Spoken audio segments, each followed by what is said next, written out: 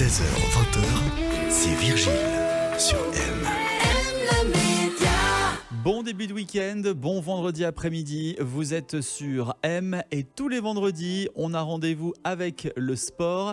Véronique Lugrin, préparatrice physique et physiothérapeute du sport en mouvement, centre sportif à Lausanne est avec nous. Bonjour et bienvenue sur M. Bonjour et bonne année. Bonne année, plein de bonnes choses, plein de bonnes résolutions pour cette année. Plein de bonnes résolutions sportives. Eh bien justement, on va parler des bonnes résolutions. Le sport en fait partie, bien sûr. C'est quasiment la bonne résolution qu'on l'on reprend chaque année. C'est une rengaine. Encore faut-il respecter ses promesses.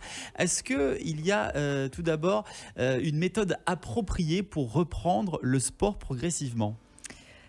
Il y en a effectivement. L'important, je pense, si on a des bonnes résolutions de s'inscrire au fitness, d'aller courir tous les jours ou de faire du pilates, du yoga, de l'escalade ou encore du ski, la première et bonne résolution, c'est de le faire progressivement. C'est-à-dire que ça ne sert à rien de s'inscrire au fitness et d'y aller tous les jours pendant 3 semaines parce que votre corps il va pas supporter, donc à la fin il va vous dire non, pas possible, ça fait mal. Et c'est en général à ces moments-là que l'on arrête rapidement. Exactement, c'est là où on vend le plus d'abonnements de fitness et le mois de février c'est là où on répare les gens parce qu'ils ont mal partout. Non, blague à part, c'est vraiment important de se fixer des petits objectifs. Il n'y a pas de bons ou de mauvais efforts, l'important c'est de bouger régulièrement et surtout d'avoir du plaisir. Donc fixez-vous des petits objectifs, 15 minutes pour commencer, puis une demi-heure dans un mois, puis etc. progressivement pour que votre corps s'adapte, que votre esprit s'adapte et que vous ayez du plaisir. Est-ce qu'il y a des pièges à éviter en cette période de reprise ? Le piège principal à éviter, c'est de faire 500 abdos le premier jour de l'an parce qu'on a décidé qu'il fallait qu'on perde la petite brioche qu'on a mangée en trop à Noël. Donc, ça peut faire effet inverse en plus. Exactement. L'important, c'est qu'on a tous un certain rythme, on a tous une certaine résilience au stress mécanique. Donc, quand on fait de l'activité physique, bien évidemment, ça va casser quelques petites fibres, ça va générer des inflammations, donc ça va provoquer des douleurs.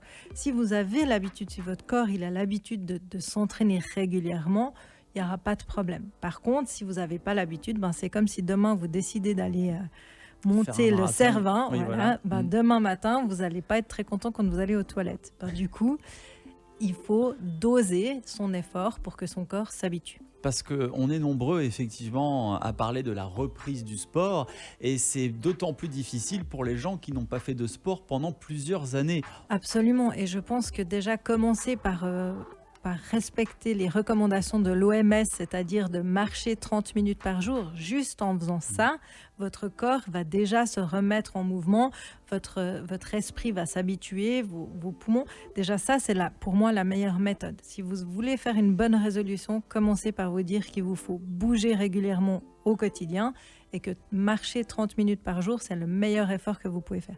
Et ensuite, petit à petit, accompagner cet effort d'endurance, donc de la marche pour travailler votre cœur, vos muscles globaux, d'aller avec des petits exercices de musculation. Mais ça, vous avez des super applications qui existent, qui sont gratuites, que vous n'avez pas besoin d'aller dans une salle de fitness.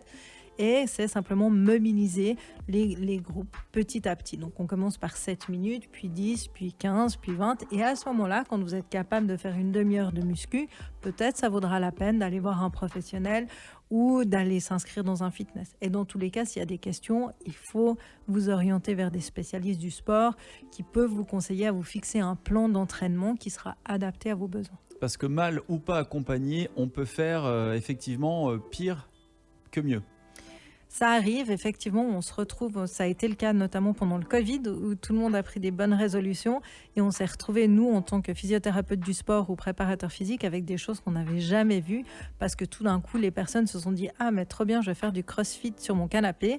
Mais en fait, ces personnes, elles n'étaient pas du tout préparées à pouvoir sauter sur leur canapé, à faire des deadlifts, à faire des burpees, etc. Effectivement, c'était trop et on s'est retrouvés avec des fractures, des claquages musculaires, avec des des entorses de cheville, des problèmes d'épaule, des tendinopathies, enfin des choses que normalement on ne voyait pas dans cette population-là. Voilà, la foule de début janvier que l'on retrouve dans les salles de sport, on les retrouve fin janvier dans les hôpitaux. Hein. Ou dans les cabinets de physio, en mouvement chez nous.